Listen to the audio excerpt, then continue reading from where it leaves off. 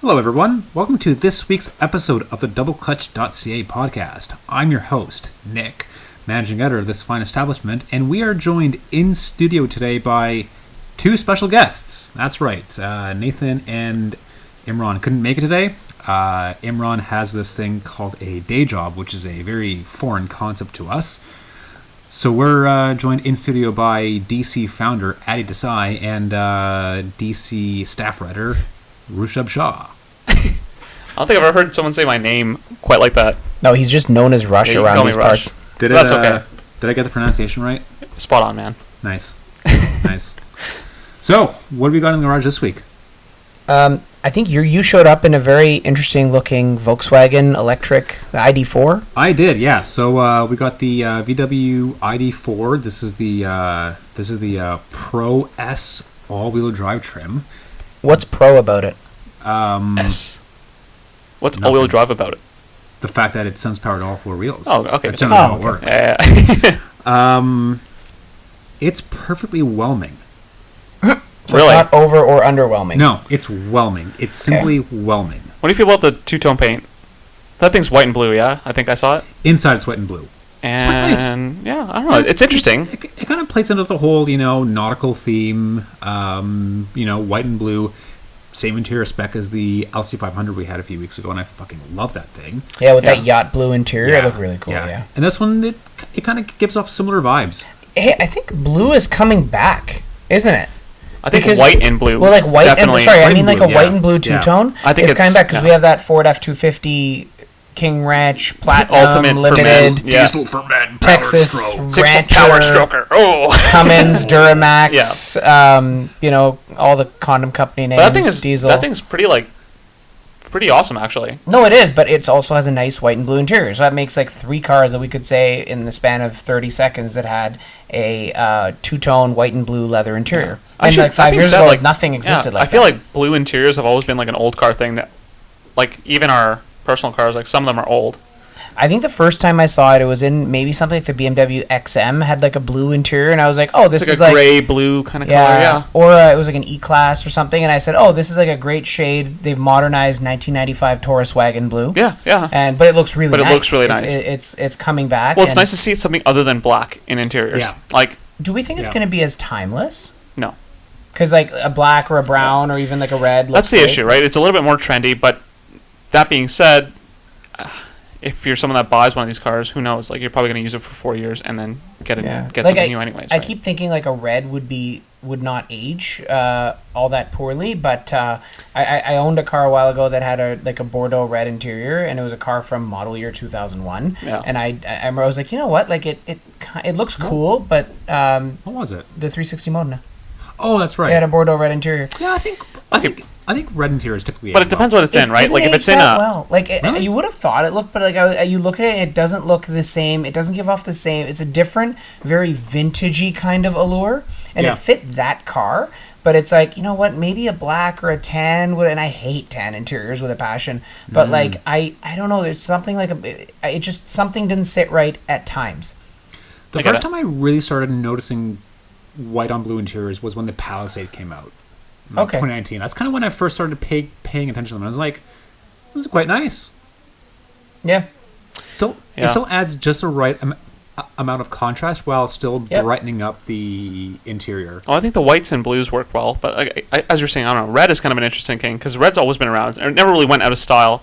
The way that they've used red, maybe. But I think that the problem is red interiors might always look good in the car, but you might outgrow the red interior. And also, anything white, you have to be so careful, but with like new jeans. Well, that and it ages poorly, right? Yeah. Like whites, tans, like they all look pretty bad pretty quickly, unfortunately. But Yeah, I wore a pair of new blue jeans and got into a good friend's Yukon that is brand new and has brown interior and wrecked the seats promptly. And like magic eraser and a while, and the detailers got it out, but you should be careful, especially with white. It's a bit of a problem. Yeah. Yeah, white interior and family hauler. That's weird. But like the ID.4 is like it's just whelming. It doesn't do one thing particularly memorably. It's not a memorable car. It's an appliance. It's an orb. It does everything it should just fine, like most other EVs. Like some are better than others, But isn't the ID.4 supposed to be kind of quirky and different? Like, it looks like it should be, no? It does different just for the sake of being different and being stupid. Like, Yeah. like the fucking rear window switches. The goddamn rear button. Oh, there's a rear button, so there's only two switches? Yeah, no, it's two switches. So it's like those, the high-end, like the flagship luxury sedans, like a 7 Series, where you have to push the R button, and then from the driver's seat controls, you can control the passenger seat. It's like that, but like with the windows, you push R, and then those switches for the seats immediately exactly. and they become your passenger seat control. Exactly. Yeah, but see, it's not a high-end thing. It's like I need to save some money by removing one switch. In the ID.4, And they it's could have basically just had the switch panel from a Golf or a Tiguan There or you something. go. in the ID.4, it's basically a cost-cutting thing. That's interesting. And the thing is, with the rear button, it's not even a rear button. It's one of those haptic feedback dealios. Of course. And it doesn't always register your touch. So even if you like tap the rear button, it doesn't always like switch to rear. Well, that's the thing. I think I was talking about this with Nathan. It's like all of these like touch sensitive haptic feedback things were probably great when they were designing them like 10 years ago, and they're like in the planning stages of okay, how are we going to modernize these interiors? Okay, make everything touchscreen. And then somewhere in between then and now, they fell out of style, and now we have to suffer for them. Like touchscreen in cars just doesn't work great most of the time, unfortunately. I have to say, I'm not. Maybe I'm used to it, by now, but I don't totally loathe the touch panel steering wheel controls in the ID.4. Okay.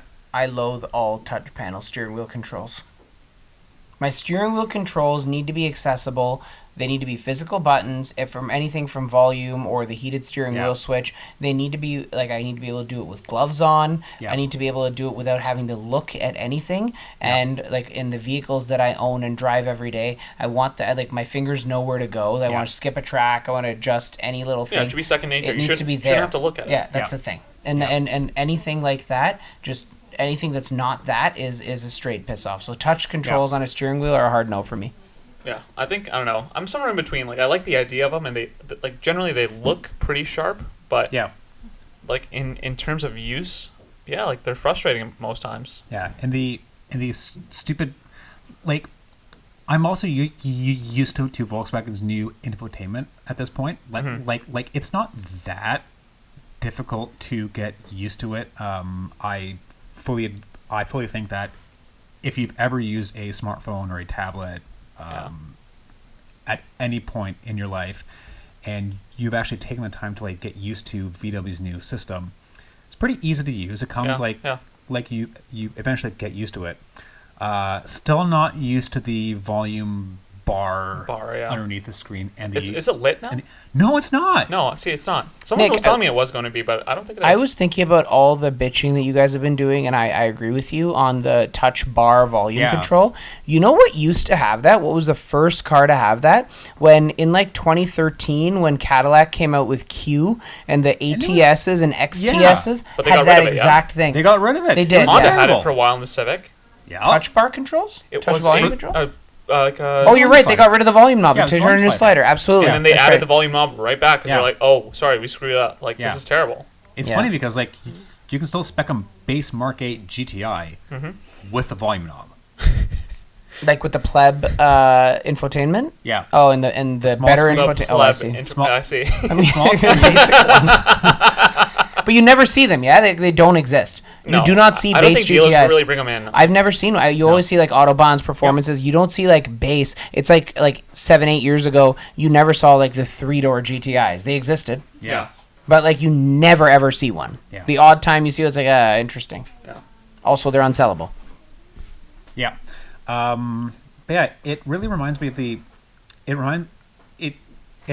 an interesting it's an interesting frame of comparison because a few months ago we also had the Audi Q4 e-tron, which is basically a fancier ID.4. Yeah.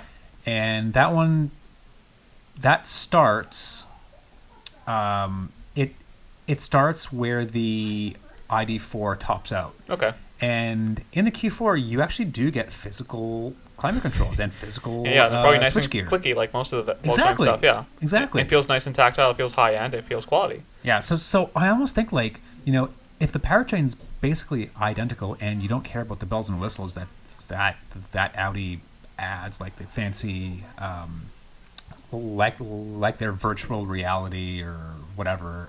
All the gimmicks, yeah. All the gimmicks, their heads-up display, whatever. If you don't care about any of that shit, if you're shopping for a fully loaded ID.4, you might be better off going for like a base Q4. Yeah, I think that makes a lot of sense. Also, like, there's something to be said about like the Q4. Like, I think it looks a little nicer, and it's a little bit overall. Like, I think it's a better buy. I know it sounds funny, but like, I just think that like it's weird to like think that about an Audi. Yeah, exactly. But in terms of value, it's like, yeah, you might actually be better off and have a better ownership experience with the Audi anyway. So try it out. Yeah. Yeah. But that Super Duty is fucking huge. It is. What? Oh, the Ford. The Super Duty. As Nathan would say, it's Xbox size. So it is actually a 2023 or 24 Ford F-250 Super Duty mega cab, like whatever the longest, biggest like cab that's meant to fit. Whatever, it's the one that's meant to fit like 5 full-size Americans in it, and the long bed. American men. Large American man, big gulps and like big, big gulps and cup holders and beers and all that. Okay, actually, it's huge. Long bed. Speaking of cup holders, have you seen the cup holders in this thing? Yeah, they're huge. Okay, you know, like Stanley cups, like all of the girls are into these Stanley cups right now, and they're walking around making a ton of noise with them. What do you mean, like the hockey, the Stanley Cup? No, man. Like the trophy? Like the Stanley, like the mugs. You know what I'm talking about. I actually have no idea what you're talking about. Okay, well, don't worry about that. Okay. It's not sports, don't worry. Okay. Not that I would know about sports. It's like a big metal cup. And I think this is the only car that I've ever seen that can accommodate one of those things. Really? Have you seen the cup holder in this thing? It is massive. Like, it's forget huge. A big gulp. It could probably fit 2 big gulps in one cup holder. Like, this thing is huge. Yeah. Huge. So yeah, I had that issue. I went to Tim Hortons. I got a small ice cap, and I put it in the cup holder. Did you lose it? I never saw it again. Found it. Like no, I never saw it again. I put it in. It's still huge. Yeah. Yeah. That truck is amazing. And from the driver's seat, you can access 7 cup holders. Jesus. So there's 4 in the there's 4 in the normal place where 2 would be. There's 2 at the back of the console. Yep. Right, and there's 1 in the door. Yeah. So that's 7. It's impressive. So a big man going to the construction site, he's gonna have 7 as his morning beer and his afternoon coffee and his Diet Coke. You gotta have the Diet Coke with lunch, But that's the thing, like, it's made for a certain demographic and it does it spectacularly well. Like, it's luxury for the people. It is the most luxurious truck interior I have. It's got an Alcantara headliner. Does it? But it's white. So that's the other thing. I'm like, hang on a second. Like, okay, if anyone's using this thing for actual work, you're out. No. For actual work. I know a gentleman. He lives in northern Ontario, and his wife has horses. Oh. His wife has many horses. And they tow them. They have in a trailer. They have a GM Denali or something version of this. Yes. Yeah. But it's a large Super Duty truck, but it's got one of those 5th wheel, those goosenecks in the back. Yeah. So the whole horse trailer fits in it, and it hauls their 18 billion horses around. This is for that. They never get dirty when they're in it. They use this thing when they're not hauling their horse trailer. They haul their big ass RV camper thing, and that's what this truck is for. No, I get what you're saying. They'll drive it from here to Florida. They'll go from here to wherever they're going. They're actually in Nunavut right now. Yeah, like, you just cannot be dirty at all in the truck. Correct. Yeah. And like, I feel like doing anything truck related, you could be dirty. There's just a level get the black of dirt. Interior. But this one doesn't have that. It's I know. Yeah. Light gray on blue. I also noticed, I'm not the biggest, I'm not the most qualified at all on large Super Duty trucks, and I would safely say none of us in this room right now are. You said. But what I will say is 6.7 Power Stroke diesel. Yep. But the maybe it's because the bed is so long and the shocks are damped for all that payload. It needs to have 10,000 all the pounds payload to lug the entire building behind it. But the ride quality unloaded is atrocious. It's all over the road. The front end is okay because it's independent, but the rear is a solid axle, and if you hit any bump, it shudders. The whole thing. It's like secondary, tertiary, and whatever the word quadrary equivalent of motor motions is. You hear it's like boom, but boom, it's not boom, that. boom, Like, it's a little unsettling because you can really feel. It feels like wheel hop. I don't really know the best way to describe what that situation is, but the problem is, a truck like that is also a luxury vehicle. Like, it also becomes kind of like someone's second car when they're not towing something. I don't know about that, Rush. Like, do you know, like, who wants, like, firstly, you can't park this thing anywhere, right? Like, it doesn't fit in a normal size parking spot. Albertan. You can't take it anywhere. So what I'm saying is, someone who has this and isn't towing with it, or isn't towing all the time. I don't think you're going to be towing every single day for every single minute of every single day. I agree, but what I'm saying is, when you're not, do you not just park this thing in the corner of your big-ass ranch in Texas and drive your Yukon Denali? Then why get this trim with all of the fittings? So when you go to Florida with your wife, or you go to Nunavut with your wife and haul your horses, you're still just as comfortable and the money doesn't fucking matter. Isn't that why you'd get this truck? I don't know. I might be wrong. Oh, fair enough. I see what you're saying. All I'm saying is, like, it could go to Canadian Tire when you want to. Yeah, but you wouldn't really take it. That's not the truck you take. But if you want to haul shit, yeah, sure, you take it too. Yeah. But it is pretty swag. And yeah, very cool. Honestly, like, this truck has massage seats. Like, come on. Like, what pickup has massage seats? That's honestly surprising because, like, heads-up display has. What else does it have? It has LED everything. Yep. Nathan had an X5M last week. I will say that the Ford truck has better massaging seats than the X5M did. And the X5M had, like, pelvic activation or something. You guys remember this? The X5M, like, so all it's these, like, hang on a minute. So newer vehicles have on their massage like a rolling recovery, activation, like upper body, shoulder, lower body. Different programs. I really I noticed in going into the X5Ms that the first possible setting was called pelvic activation. Being the objective auto journalists that we are, you're not a man-child. No. I clicked on it and I said, oh, I wonder what it'll do. It definitely activated his pelvis. Kind of your pelvis? Well, it activated it definitely did the trick. It was not as enjoyable an experience as I thought it would be. It was comfortable, like just about every other car massage setting would be. Yeah. But I just enjoyed the fact that it was called pelvic activation. Interesting you mentioned that the F-250 has better massage seats as the X5 because I've always really liked the X5's massage seats. Yeah. And I always thought they were mild in this car. There wasn't much vigor to the massaging. It was like early BMW active seat. Like Rush has a 2013 750i. Yeah. Daily. Oh, it just kind of helps you, like, it's just like a little bit of like moving just so you don't get cramps on long drives. It's not actually a massage. Yeah.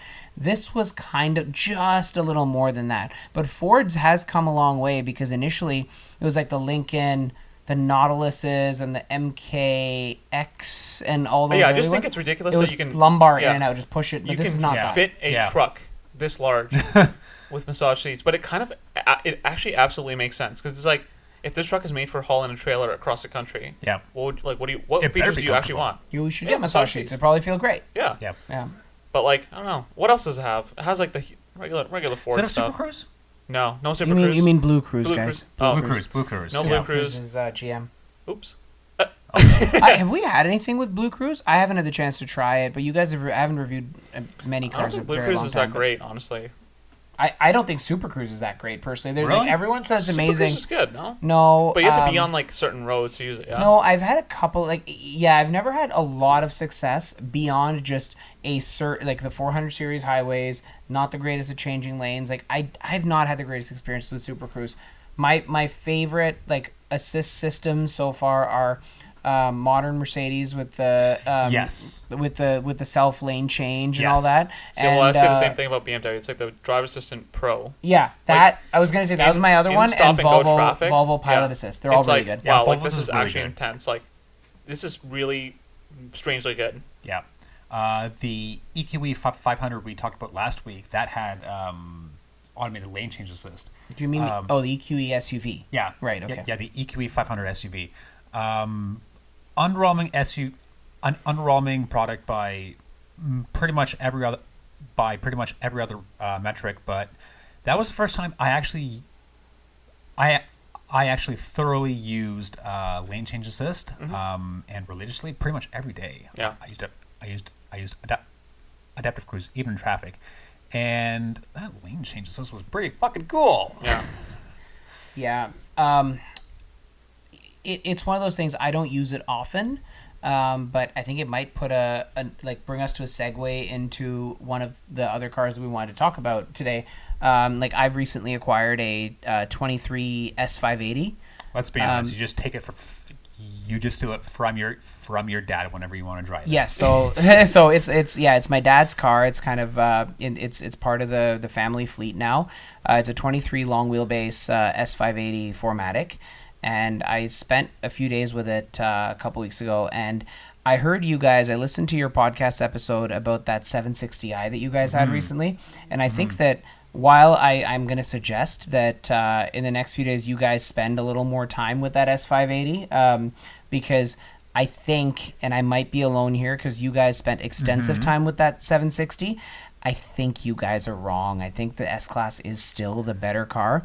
And I had very strong opinions of the previous gen where I loved the 7 Series. Like the 16 to 22, the GO1, GO1 7 Series, GO2 long wheelbase. Like those were great for guys like us because we're all...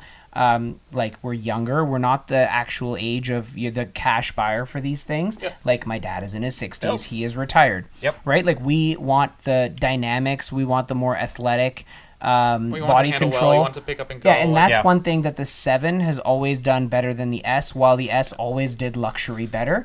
Yep, I can see that. And I think that I drove that 760 that you guys had, and I tried the i7 when we had it.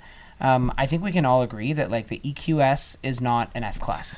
No. It is not. And that's also felt really cheap, like build quality wise. Like it was just like, really, like this is the best they can do. And that's the thing. Like I know that you guys had the 760 and the AMG EQS around the same time and spent a bunch of time with both. And I think that when you guys were like, oh yeah, like the 7 is just that much better than the S, it's because like that was the EQS. Spend a little more time. The only downside to this specific S-Class that my dad has is that it was spec'd. It was not. We did not get it brand new. We got it at a substantial depreciated discount. It was equipped with the piano. It's equipped with a piano black trim inside, and that just gets disgusting and fingerprinty. Yeah. And it does actually make that interior look cheaper. Whereas, like we also have like an 18 E350 in the garage, and it has like the dark open pore ash trim that other like a lot cheaper Mercedes have, and it looks way better. But other than that interior trim, I just want to say that like yes, the 760 is more dynamic still. It is still more athletic, but the S-Class is like the four corner air ride, the body control. It is like on the right side of floaty, and it's still like I drove that car. Rush, you had a Oktoberfest party, and I drove across town to it. I probably put about 600 kilometers on that thing, driving it around for a few days. All highway, straight. I used the adaptive drive control, all the lane change assist, the night vision, all that shit. And I came out really thinking, man, like the S-Class is still one of those driving pinnacles for Here's the thing, two things. Luxury. I definitely agree with you. I think the S-Class is an amazing vehicle, but also you got into that S-Class for about 40 to 50K under a sticker. Oh, no, like 80K under sticker. So like 80K under sticker versus the 7. You looked at the 7 objectively as a new car. Yeah. But I also looked at the S. No. I'm looking at the S as at 200, not at the like. And I think the S is worth every penny of 200. Yeah. Because it is honestly an amazing vehicle.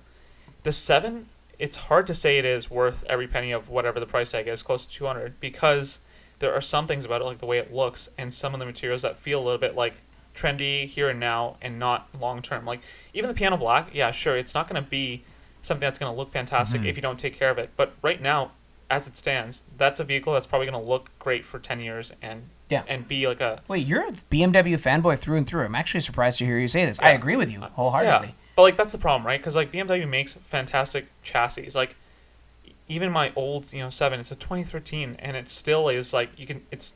I'm not gonna say it's a lively chassis, but it's like.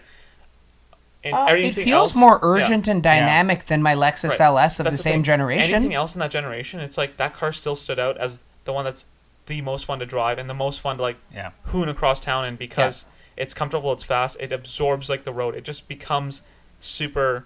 It's like wearing a nice suit, right? It just feels like you just put it on. Those BMWs do a really good job of enabling you to drive like a bag of shit. Yeah, exactly. Like they make you drive them hard, and they feel good when you do that. That's the thing. Like my daily commute coming to the studio is like 110 kilometers. It's like there's round trip.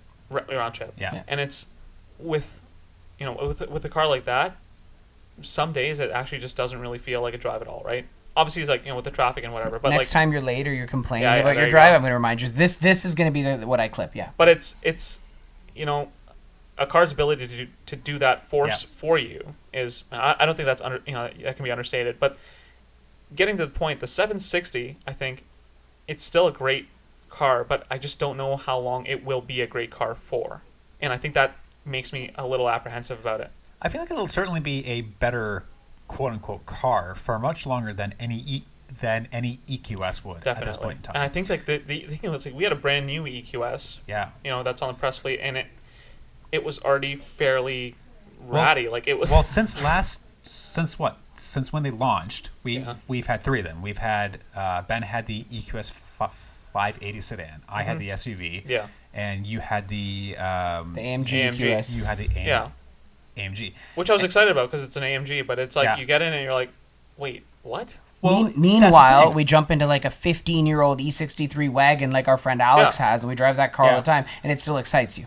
And it excites you, and it feels right. Like there's something about them that just feels like tightly screwed together. Yeah. Like this is a machine. Like, and we all had the same complaints across all three EQSs that we've had.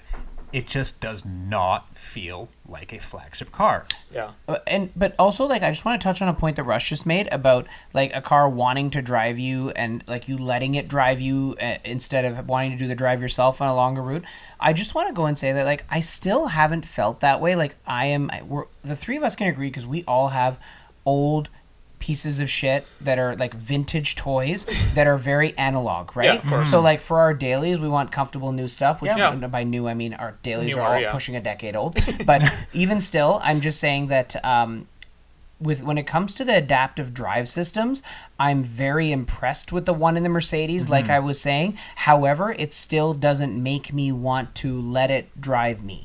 I just wanted to try it because I did probably 300 kilometers of the 407, our express toll route here, and it was like empty roads. I set the cruise to a safe cruising speed, and then I just let it do it. I let it pull out to pass other people, all that kind of stuff. But I still never found I was just watching it. I had my hands like just loosely on the wheel, feet ready to punch the pedals when I needed to, but I was just letting it drive me. But that's more stressful for me than just driving. Yeah. Is it a trust thing for you? No, I don't think it's a trust thing. It's just like, oh, this is really cool. I'm really impressed. I'd be telling my wife, like, oh, look how cool it is. This thing is like driving me right now, and it's smooth and not jerky or playing Pong across like the lane markings like the early systems did. But it's more of like an impressive feat that this car can do that.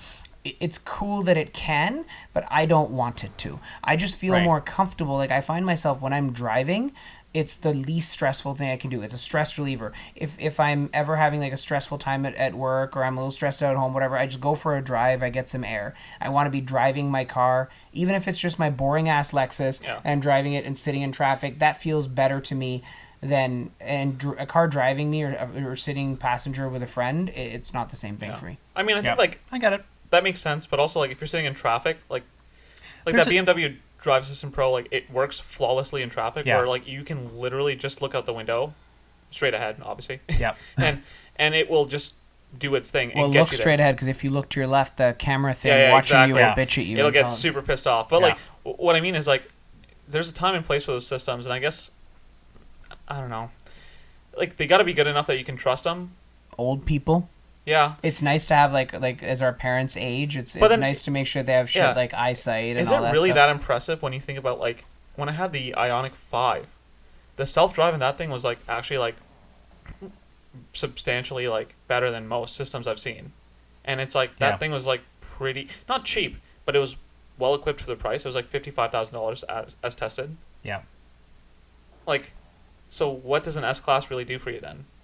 Well, okay, no, but if we're comparing to the drive systems, they all do it. Like a base-ass, whatever, Corolla would come with Toyota Safety Sense. But it's not good. And then, no, but I know, but it gets better with every price point, yeah? But it doesn't in the case of the Hyundai. I see. You know what I mean? Yeah, I guess. Or Kia. Who else does it? Like Subaru's is not great. BMW's... No, Subaru's like eyesight's supposed to be really good, man. I don't mind it. Honda's is okay. Eyesight is very intrusive. It bings at you a lot. There's a lot of like beeping and shit. Aside from the incessant beeping and chiming and helicopter... Can you turn that off? I haven't driven one in a long time. You can't turn off the beeping. Like, it's a constant helicopter parent. Aside, if you were able to tune out or turn off all the beeping, then yeah, it's a pretty smooth system. It's pretty clever. But just the beeping is just so fucking annoying. So, even with the Forester Sport we had like a couple weeks ago, it would still beep at you when someone changed lanes in front of you, and you had the adaptive cruise going. Huh. Interesting. There's no reason for it to beep so much. Yeah. And then it becomes distracting. On the other side of things, Subarus that people actually care about, if you go on YouTube and search Subaru S201 right now, our colleague and writer Arthur Chiang has got, he has a wicked S201 GC Impreza. I think it's a 2000. Did you even know what those were before he...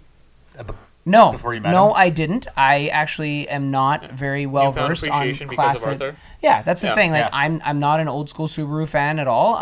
I've come to appreciate the uniqueness of his car. But my point was, it's currently a trending video. Larry Chen shot it at Grid Life, I believe. That's where Arthur was with his car, and it's a wicked, like a 15-minute interview of our colleague, and you guys should definitely go check that out because it's really cool. Yeah, it's really cool. And that car is one of 87. It's very, very cool, and you should go check it out because if you're like me and you're stupid and you don't know about these JDM-specific old school Imprezas, it is very, very much worth your time. Absolutely. Yeah. And Arthur's just a really good guy, so Definitely. he has many snakes. He has massive pythons. And that's the many coolest part about him. Don't try and steal a Subaru. Yeah, And don't many try to steal Subarus. Subaru. He'll Yep. just snakes will eat you. Stick the snakes on They'll you. set them loose. So Rush, as we're going, I got to ask you now. We're going, put you on the spot. We're going into the fall, approaching the winter. It is now getting really dark by like 5:30, 5:45. It's kind of depressing, yeah. Yeah. A little bit. We've started putting our toys. Well, actually, I locked up my toys for the season a couple days ago. Yeah, I was gonna say if you're putting Rush on the spot, those are strong words coming from the guy who's stored literally all of his toys at this point. That wasn't the point I was trying to make, though. I was Yeah, saying yeah. Oh, no, I have let's not put talk my about that. toys away. However, I drove all of my cars this year.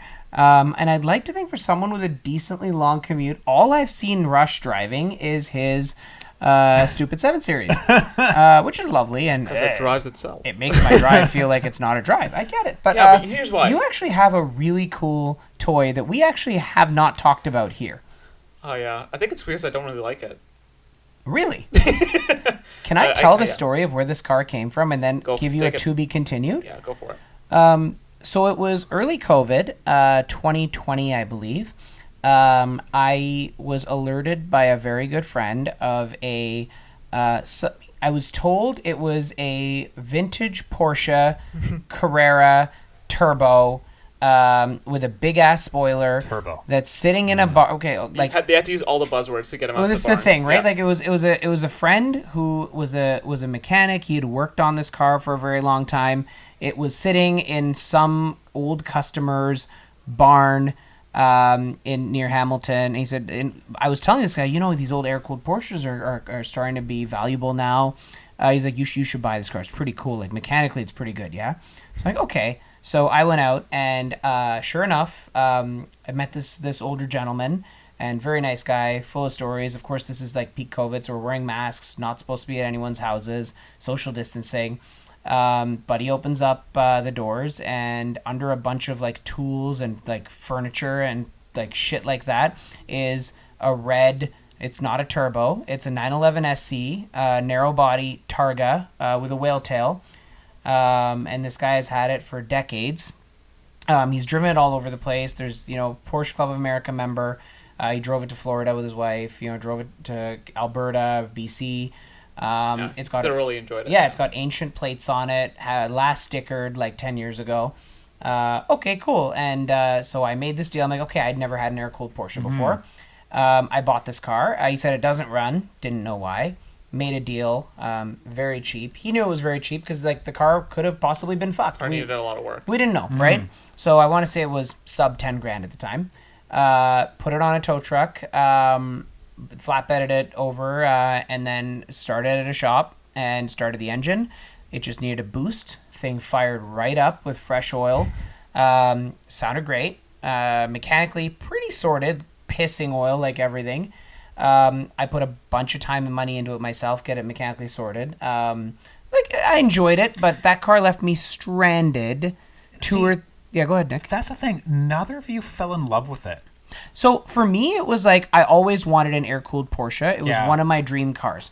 At the time, That was all I thought I would be able to afford. It was a great car. I bought it, but then it left me stranded on multiple occasions in the middle of the street, and then it wouldn't start again. It had to be towed. I exhausted my CA after we mechanically sorted the car. So my Porsche mechanic was like, this thing is awesome. It's great. It started for him every time. He test drove it, did a bunch of things like DME, like little things to the motor, like ignition relays, random shit. Car worked perfectly for him. And then I'd drive it. It would be fine for me for a couple days, and then randomly in the middle of a left turn or some shit, when you really need this thing to just work, it wouldn't. So I said, okay. And then a very close friend of mine was getting rid of a different air-cooled Porsche, which we'll talk about a little later.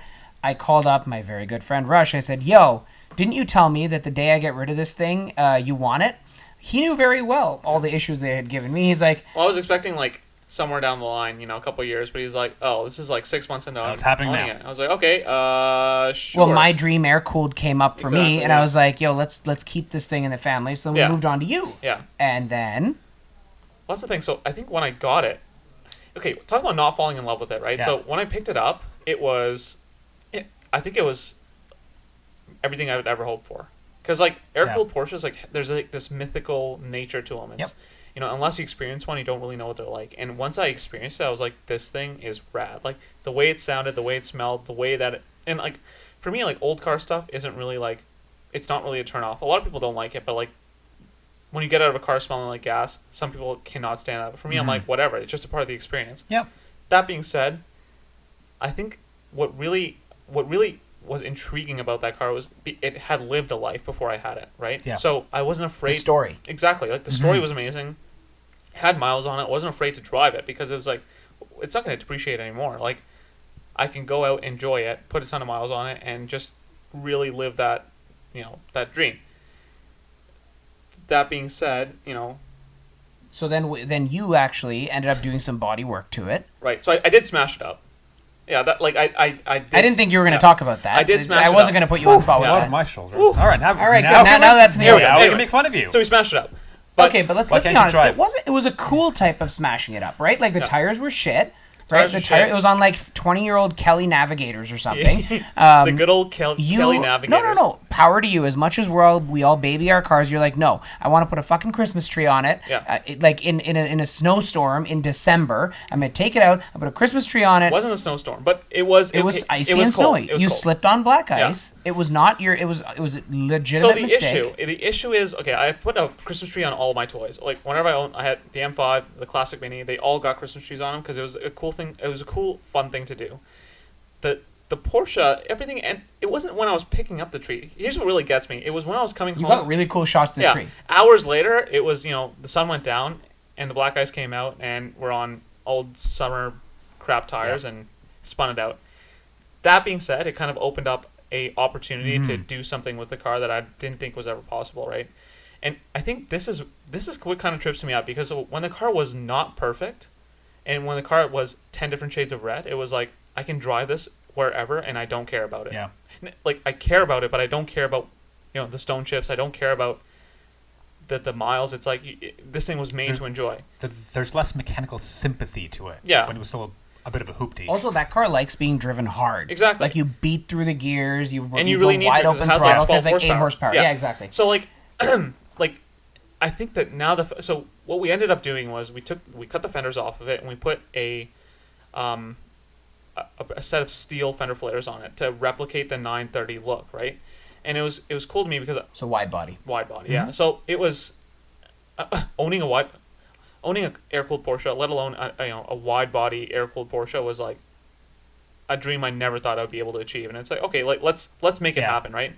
If we have this opportunity, let's do something cool with it. So we put some fender fillers on it. We put all of the 930 stuff, so like the turbo front lip, the side skirts, and we left the whale tail. We just refinished it, and we ended up with this amazing car. Oh, and that being said, we also did custom wheels. They're like augment 3-piece wheels. Augment 3-piece wheels in like a design that I kind of thought about. It was like a Fouche style wheel that we cut, so it's like a racing kind of look. But they're super wide. Like, the dish is huge. Like, my huge hand barely fits on the dish. I'm like, this thing is wicked. Like, it is so cool. But it looks like nothing else. It's so cool. That's the problem. Like, now that's in my garage and it's perfect and it looks the way it does, I'm terrified to drive it because it's like, if I screw it up now. But at the end of the day, like, it's your dream SC. Yeah. It's wide body. It's a wide body Targa. The Targa top is new. Yeah. Like, I refurbed that top before you got the car, so the top's perfect. The interior was kind of a basket case before, and it's not anymore. No, it's like, good, like, the seats are new. You've done all this neat stuff and made it your own. Man, like, the thing I like about the air-cooled world is that every single one is so different. There's so much personalization, and, like, yours has your own heart, sweat, and tears in it. And I think you're kind of doing yourself. So, okay, here's the thing: you don't like that car anymore. I don't like it because I don't have the. I think I do. I have this mistake of doing this to cars that I really like. Like, I'll go out and buy. Like, when I went and bought my first car, which is a classic Mini, I paid like close to 10 grand for it, and it was a great shape. It had no rust. Like, the paint was okay. Like, it was a nice car, and I put a lot of miles on it. I put like 20,000 kilometers on the thing in the first year, and this is like supposedly a quote unquote toy, but it was like I just drove it everywhere because I really loved it. It was also your only car. Yeah, and then I started like doing things. I'm like, okay, let's put some like 13-inch wheels on it. Let's put these like wide fender flares on it. I guess I have a theme here, but whatever. Like, it was like let's make it perfect, right? And I repainted the hood. Like, I did all the mechanical stuff, and I was like, man, this thing is too perfect. I can't take it out.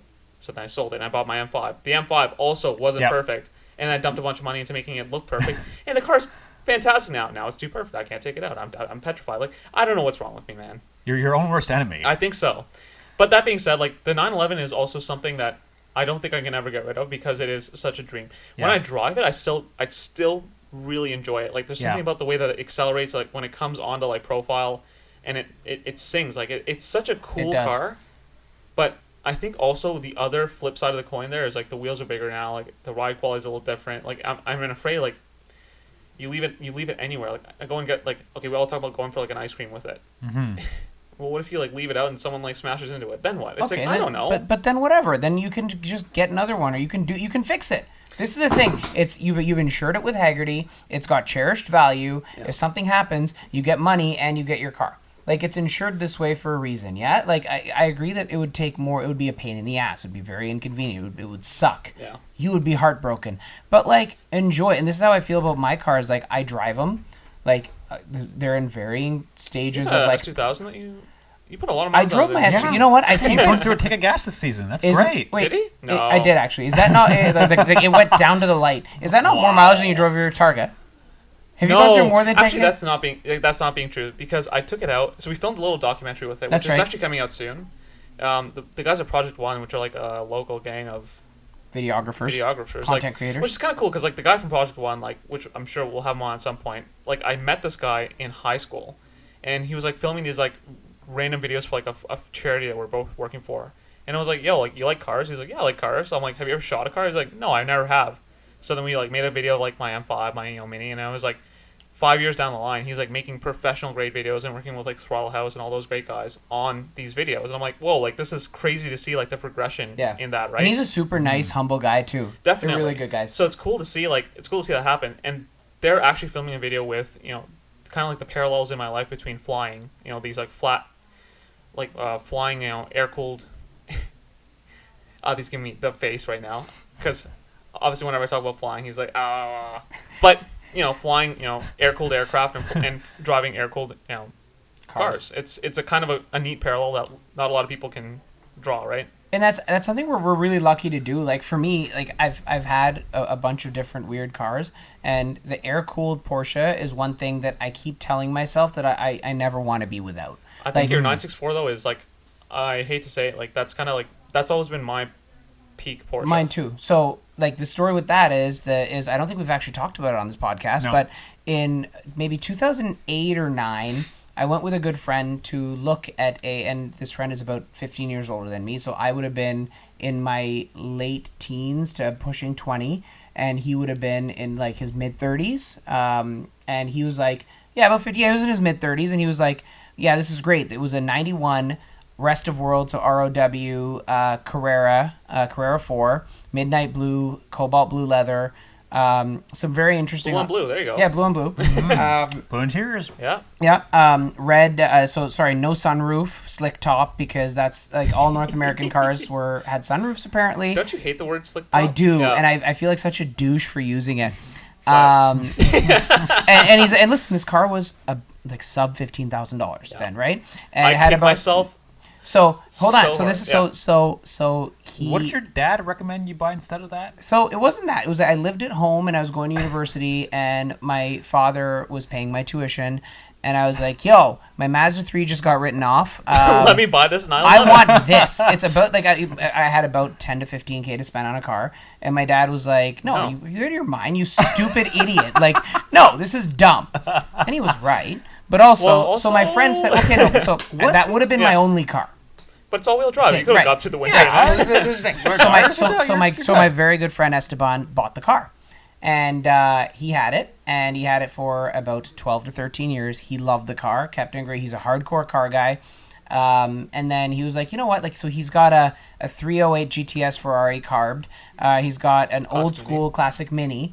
And my car, his daily is like a 88 Volvo 240 wagon. He's like, look, I need something like kind of modern. So every time my wife and I go out somewhere nice, we don't just stink like gas, like 2 Rush's Point. Yeah. And he's like, why don't I move the Porsche to you? And I'm like, I can't fucking afford this car. It's pushing 6 figures. And he's like, you can have it for a fraction of that because, this car's been your dream car. Just take it.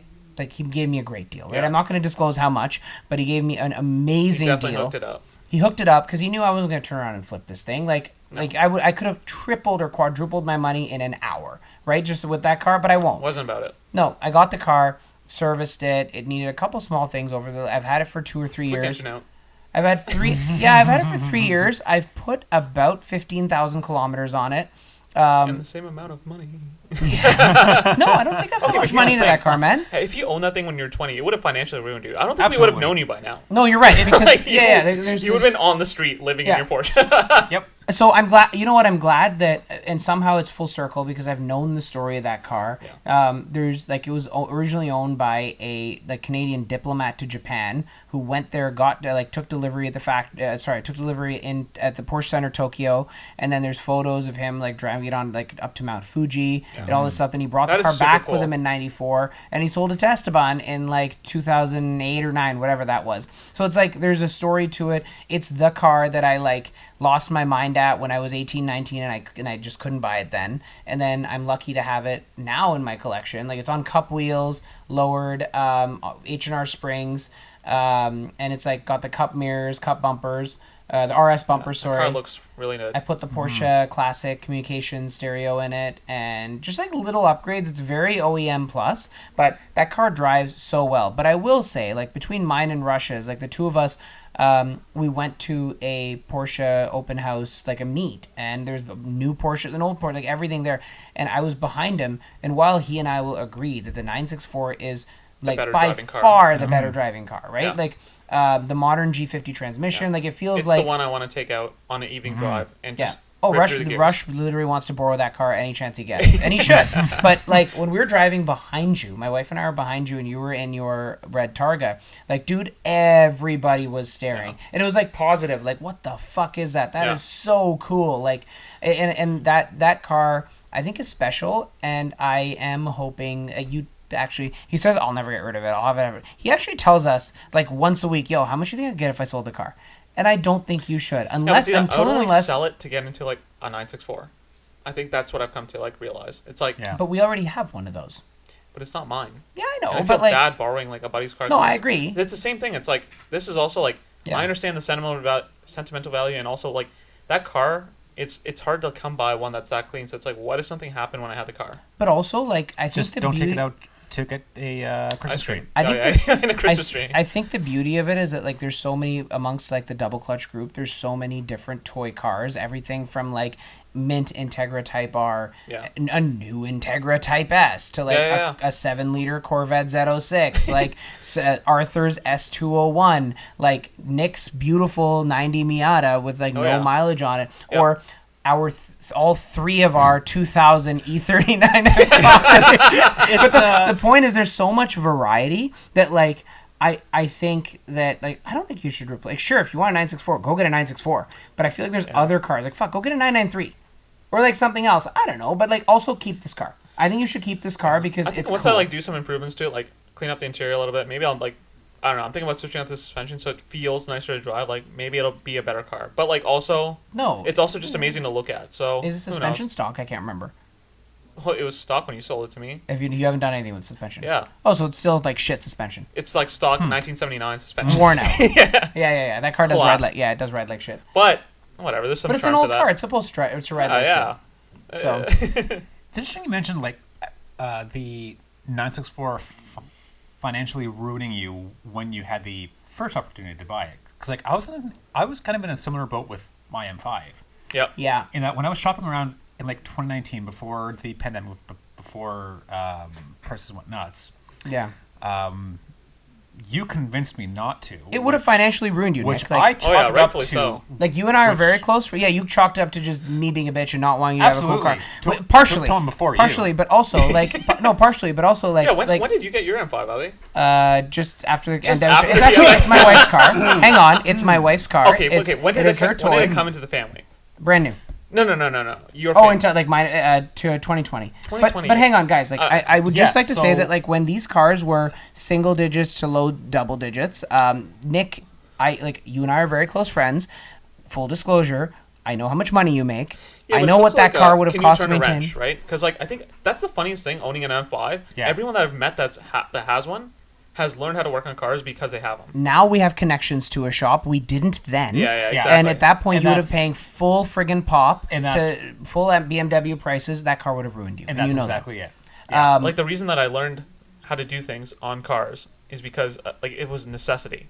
Also, I just want to make a valid point that like when these M5s are neglected, I had like at full steep discounted prices and not paying anything for labor because I have very nice friends. Rush helped me out with that car quite a bit. We got this E39 M5 in 2020. It was very low mileage. The body needed a detail, like a good detail, but like otherwise, it was low mileage, and I have service records, like regular routine service records, going back to 2000. However, it sat and wasn't really driven, and it was stored for about 3 years before we got it. I was $25,000 deep into making that car as perfect as it is Like you today. could have bought one. And also, If it didn't, if it wasn't sentiment, like you would have just bought one that was.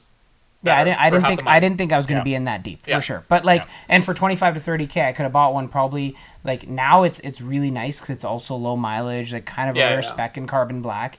But like, You know that's the color that they sell the most of. Yeah, but with that interior though, that is the most popular combination of car. then why is that interior trim super rare and worth like stupid Oh no, it's money? not super rare. It's they stopped making them. Oh, so it's just So like the valuable now. Titan line trim or whatever, like they stopped making it, and so many cars were equipped with it that the rest of the reserves dried up. So they're like, oh my god, So everyone needs this trim. No one has it, so, So it's it's weird $1,000. because you both have silver ones and like not like a nice dark silver. It's like But I- Indian but Dad I- Racing silver. I put titanium silver. both yeah. of our cars didn't come with that trim. No, I'm talking about the exterior. Like Yeah. while silver, like while carbon black may be the more common color, and it was the Silver one that- is the second most common. I Yeah, see. there you go. Because you see silver everywhere. Yeah. Like and like both your cars are silver and like the I mean, shadow silver's the chrome- fastest color. Yeah. Obviously. Oh yeah. Obviously. But all I'm Boom. saying is that like yeah, like that car may have ruined you. In fact, you waited till you're a little bit older. Yeah. You're a little bit richer. You make more money now. Just as dumb. And I've Just as dumb. absolutely just stuff. And you got this one completely fucking sorted. Yeah, that was a Rod good thing bearings, about it. chain guides, like everything was There's done. still some things to it that still need to It's be never done. gonna Going to be perfect. But like that's the thing. If I make it perfect, I feel like it'll. I stop driving it.